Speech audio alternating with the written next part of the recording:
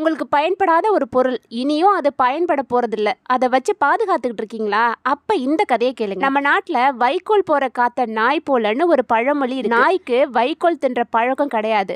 ஆனா அது வைக்கோல் போர் மேல ஏறி படுத்துக்கிட்டு அந்த வைக்கோலை சாப்பிட வர்ற பசுவை குறைச்சு விரட்டி விட்டுரும். அப்ப அந்த பசு, நீ இந்த வைக்கோலை சாப்பிட போறதில்ல, நான் சாப்பிடும் போது நீ எதுக்கு என்னை தடுக்கிற, சாப்பிட விட மாட்டேங்கிற, இதனால உனக்கு என்ன லாபம் அப்படின்னு மனசுல நினைச்சுக்குமா. நாய் தான் சாப்பிடாத அந்த வைக்கோலை பசுவை சாப்பிட விடாம அதுக்கு தொல்லை பண்ணுது. நாமளும் தெரிஞ்சோ தெரியாமலோ இதை தான் செஞ்சுக்கிட்டு இருக்கோம்.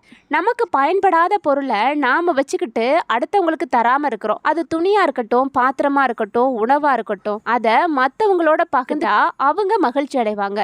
அவங்களோட மகிழ்ச்சியில நமக்கும் மகிழ்ச்சி கிடைக்கும். இனிமே இது வரைக்கும் நீங்க பயன்படுத்தாம ஏதாவது ஒரு பொருள் வச்சிருந்தா அதை யார் பயன்படுத்துவாங்கன்னு நினைக்கிறீங்களோ அவங்களுக்கு கொடுங்க. அதுதான் உண்மையான மகிழ்ச்சி.